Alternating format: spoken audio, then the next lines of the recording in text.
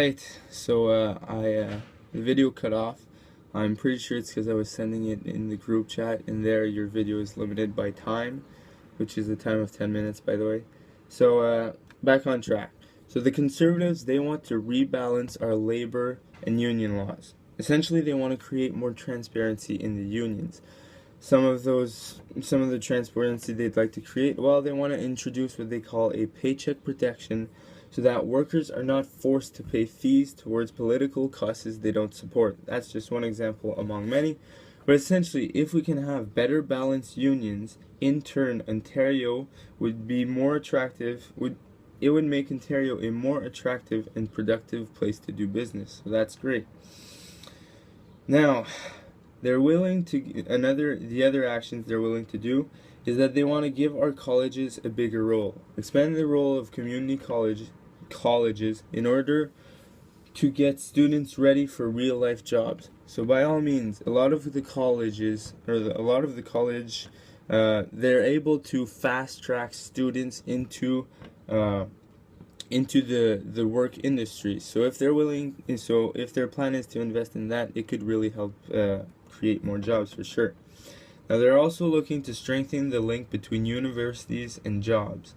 They want renewed emphasis on the quality and quantity of university teaching and on the importance of critical thinking. So this will mean a strong focus on science, technology, engineering, business, and math, as they believe these are some of the best jobs out there and the more paying jobs.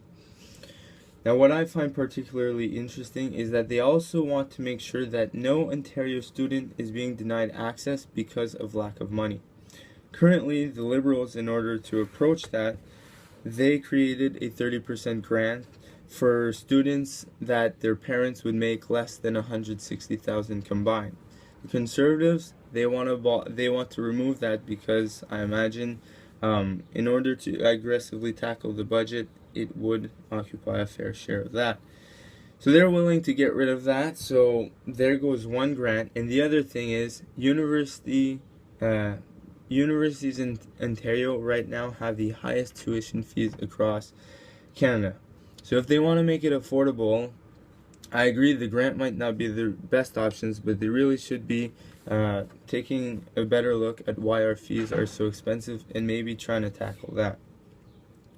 Now, last but not least, they want to expand free trade. Believe it or not, but right now there are trade laws between the provinces, and they can cost Canada up to an estimated $50 billion per year.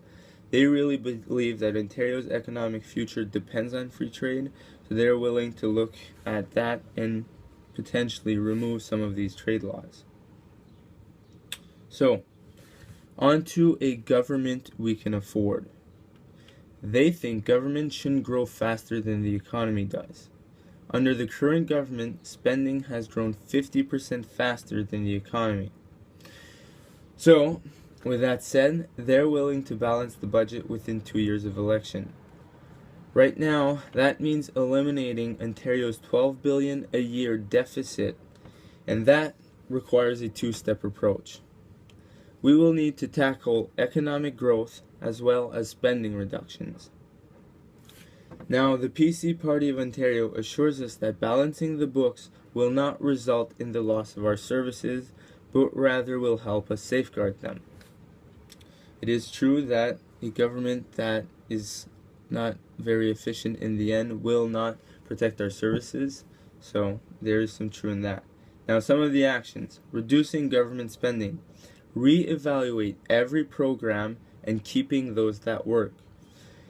Over the course of our 2-year balanced budget plan, total spending on government programs will go down. Because healthcare is the most important service government provides, healthcare spending will continue to grow predictably so that you receive excellent care where and when you need it. And to me, that's a bit unfortunate, because if it really is the most expensive service, there probably is a great opportunity to save there, especially if we really push prevention by getting our citizens healthier. Now, besides that, they want to shrink the current cabinet, reduce the number of ministries from 27 to 16, as we don't need 27 people responsible for spending decisions. Again, when you're responsible for 11 million people, I'm not sure which one is the best, and really, it might not save that much money in the end, but if they believe that's the right way to go, then by all means go. More on government. Stop the runaway growth of government wages. Implement a 2-year pay freeze. So they're willing to lock the pay on all governments for 2 years. That includes nurses to police officers to everyone who's working for the government of Ontario. So that would mean Tina. Now, why do they want to do this? Well, more than half of every tax dollar goes towards public sector wages and benefits. And there is currently 1.1 million jobs in that sector. Now I quote, "Government workers get paid 27% more than the same job in the private sector. It's not fair, it's not balanced, and how you address it, you start with a wage freeze." Now, is it that government workers are making too much money? Sure, some of them are making too much money. But really, when it comes to the private sector, they're all about the money, and sometimes one of the places they do cut in order to make money is on wages. So, to me, I think it's not necessarily of bringing the government wages down. I think it's a bit of a happy medium and maybe perhaps bringing the private sector jobs up as well. Now, the number one criticism they've been receiving, or one of their number one saving measures, is that they're going to be decreasing the number of positions on the government payroll by 100,000 people. That's around 10%, and it would bring us near 2009 levels. Now it's worth noting, nurses, doctors, and police officers will be spared from these cuts. They assure us that these people losing their jobs will mostly be in the bureaucracies and administration fees. Just give me a second.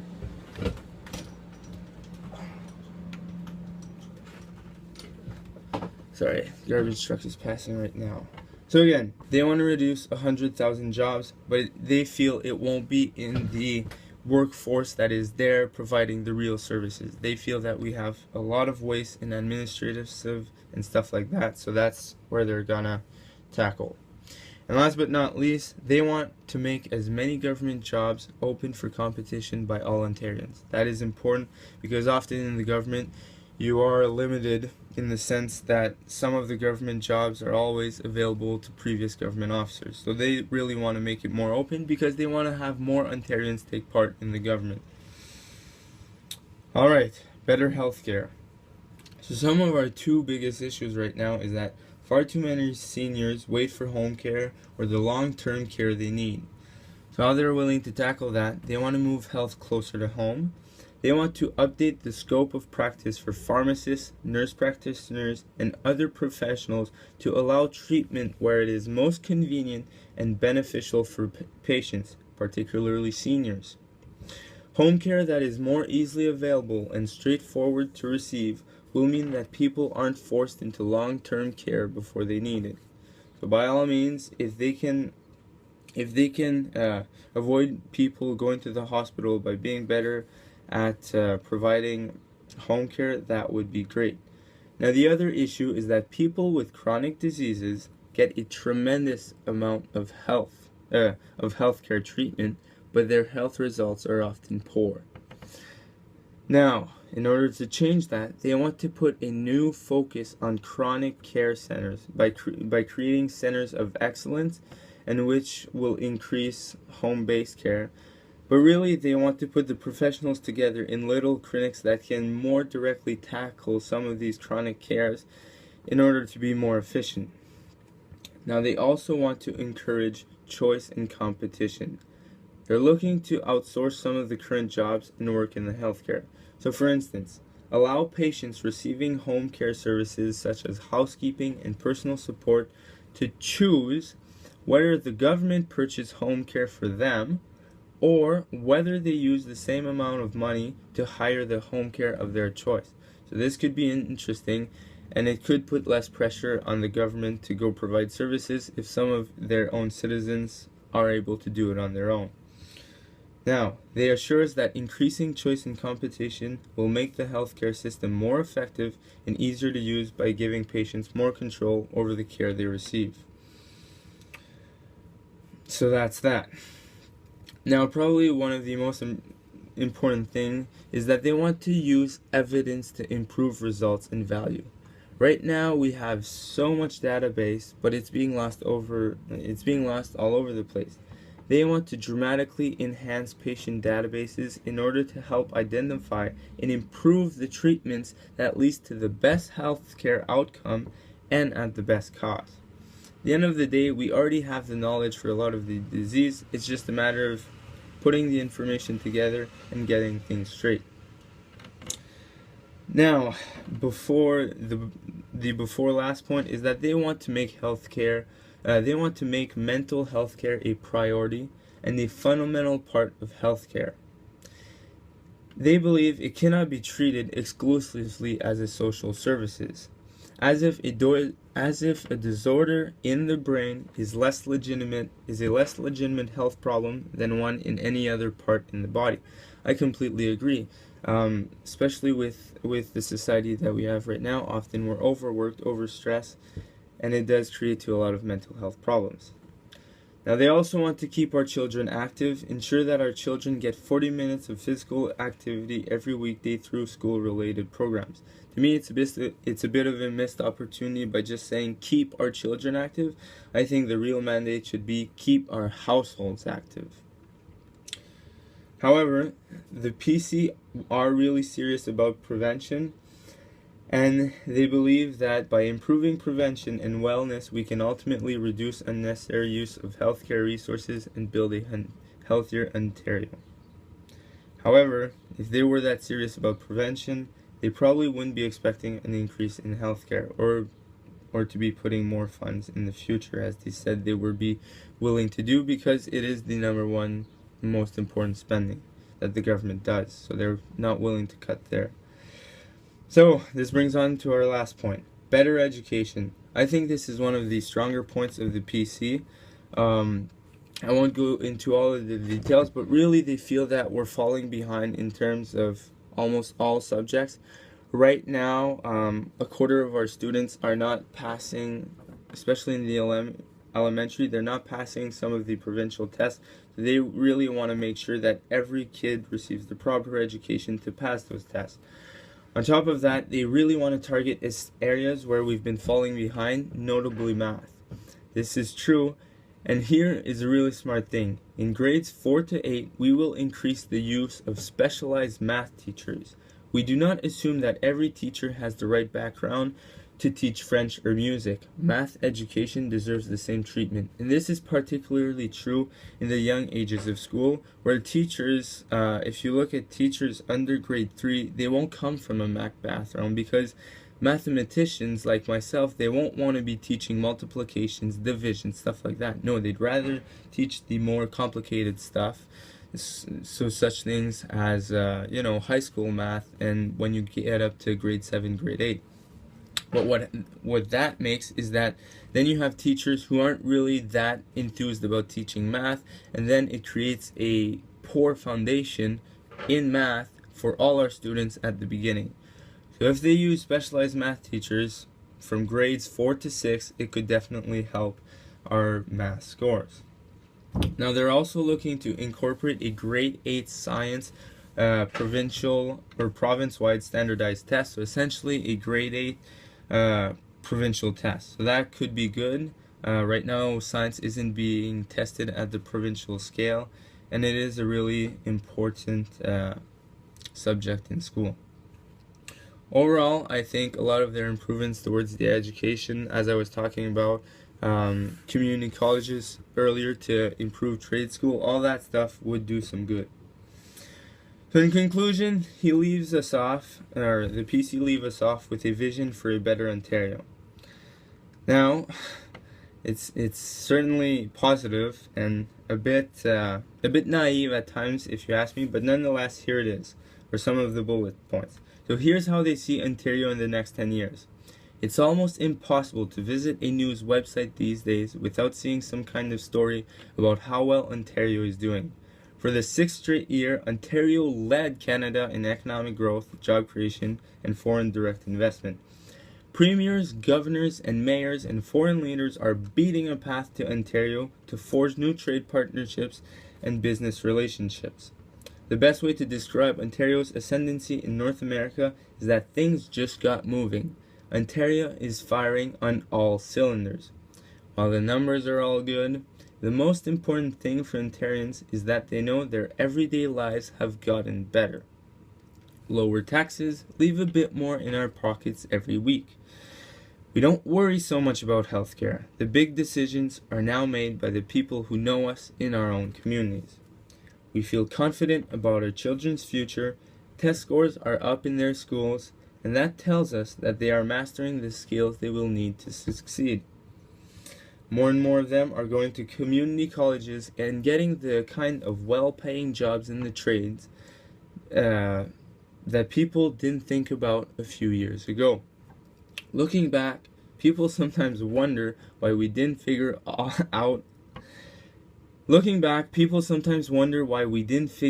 all this out sooner.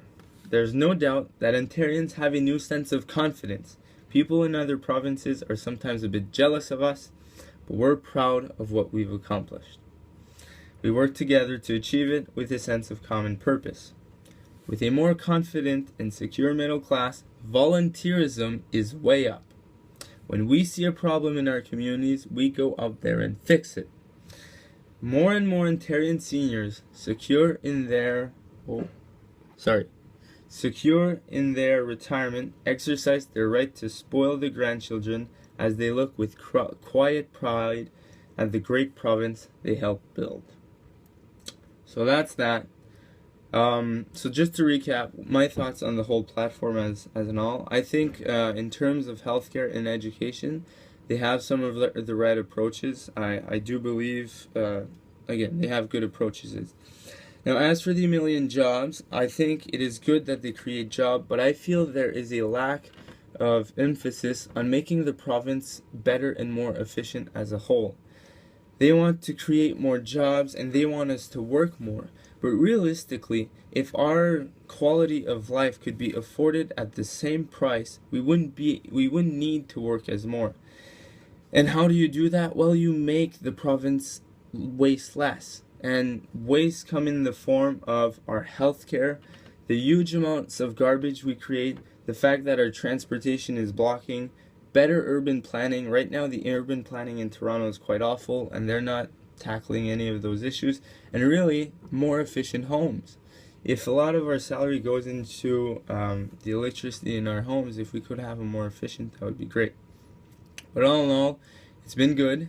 And just the last note, they often talk about reducing or not reducing the taxes. The taxes are really important, and the thing about it is that often the lower the taxes are, the less you'll be distributing the wealth. Because higher income citizens, they'll put more taxes in, and then lower income citizens will take much of those taxes throughout the services. And if you cut taxes to the point where they're so low, you'll be cutting services. Now when you cut services, it's not so much a problem for the rich people, it's more of a problem for the poor. So really, at the moment, they never mention a thing about increasing the taxes, and believe it or not, that could be something dangerous. But anyways, I'll leave you at that, and in terms of education and healthcare, I think the Conservatives have the right idea.